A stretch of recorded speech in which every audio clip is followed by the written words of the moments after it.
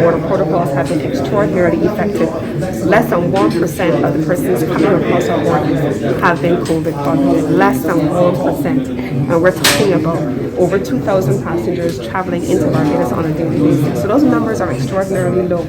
And when those cases are detected, those cases are isolated because they're tested at the border. But if we put that in context then, and say we have these effective border protocols, then that makes challenging for the visitor themselves in the following ways.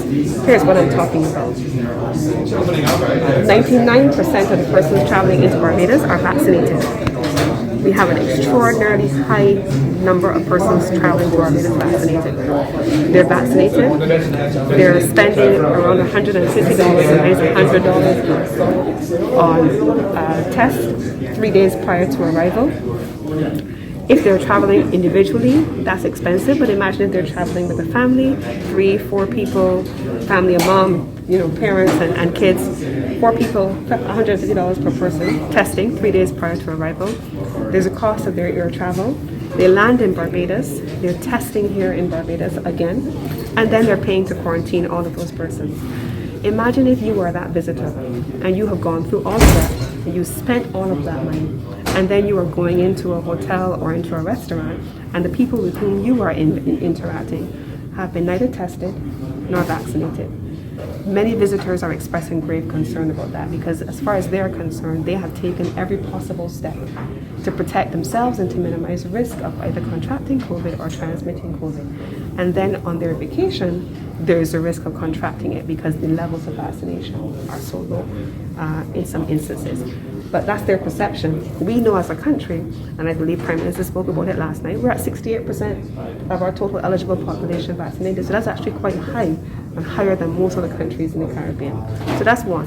The second thing is that if you come on vacation, having done all of that, and you happen to contract COVID, visitors are coming from countries where they're used to staying in their homes, and they don't have to fast.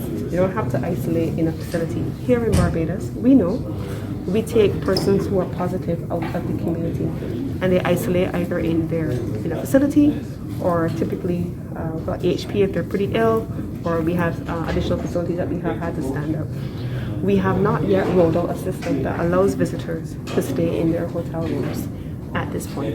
And that is a concern because people don't want to go to a foreign country. I don't think any of us want to go to a foreign country on vacation or for any other reason and have to be put into a hospital, especially if they're unwell, if they're feeling quite well.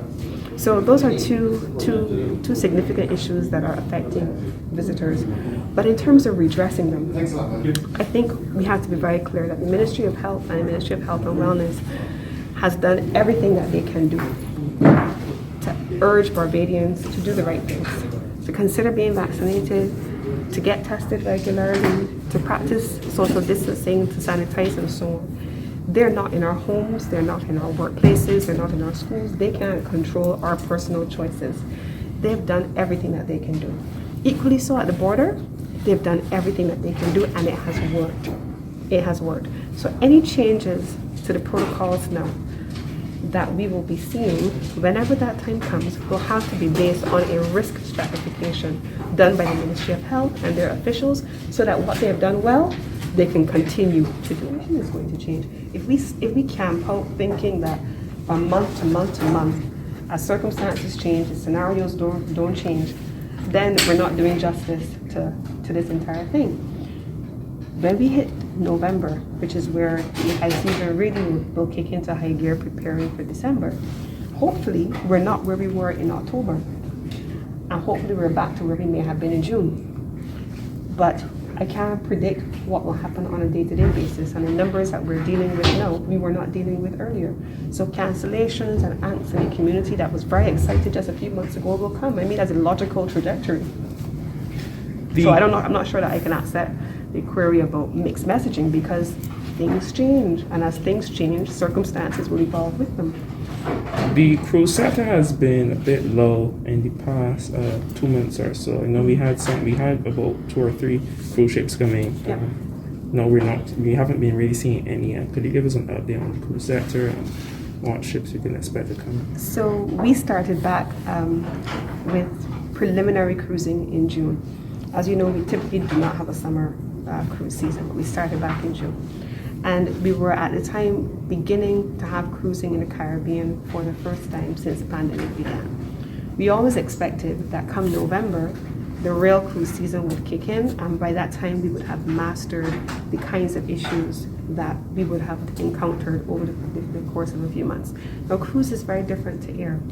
If I'm traveling on an aircraft, I am testing 3 days before, I'm not going anywhere else, I'm coming in straight into the country, and I'm still testing when I land, right? Cruise is very different. If I'm home porting, I'm flying into the country same way, and I'm meeting the basic requirements of 3 days prior, but I'm going directly to the ship using the sterile quarter. That has been fine. All of the ships that are home porting out of Barbados have been fine. Most of the ships have been sailing at less than 50% capacity, and we expect that come November, you'll see that capacity level increase. The CDC rules for those ships require them to have 95% of their crew vaccinated and 95% of their passengers vaccinated. So risk, again, quite low. For transit calls, that's where we have been having some issues, and those are the issues that we're working through now. I believe that those issues have been resolved over the course of the last few days with the expansion of the number of tests that Barbados would accept. And here are what the issues are. If I'm a transit call and I'm originating in country A on Monday, but I don't get to Barbados until the following Monday, you are well outside of the boundaries of a 3-day prior to arrival negative PCR test. And in between that time, I have not come straight, I have stopped, and I've gone in 4 countries or so prior to arrival in Barbados, and I have been exposed to all the activities and everybody in those countries. We have needed to ensure that we keep ships safe, and we have needed especially to ensure that we keep Barbados safe. And so we have been in intense discussions with the cruise lines and with all of the cruise partners to ensure that we can find an accommodation that allows ships on transit calls to have passengers disembarking in Barbados having had a COVID test within the time frame that is required for Barbados, and we have now settled that outstanding issue. In addition to that, on the reverse side, I think you also have to be sensitive to the fact that cruise ships don't want to be importing virus into their country, so we've had onto the ships. So we've had to work through with them how we navigate, again, the testing arrangements. So we now will have a dedicated testing facility set up in the Bridgetown port, and that will facilitate for persons on transit calls or even home porting calls to be tested on disembarkation to enter Barbados, just in the same way that I was tested. The ceremony on Saturday at the airport was at 3. I tested at 3:45. I tested at 3 o'clock on Saturday afternoon, and then I went on my way negative, and I was good to go. Mm-hmm. So equally, we will have those arrangements in place in the Bridgetown port to allow for. We're not quite sure just yet, but it will be in time for the season.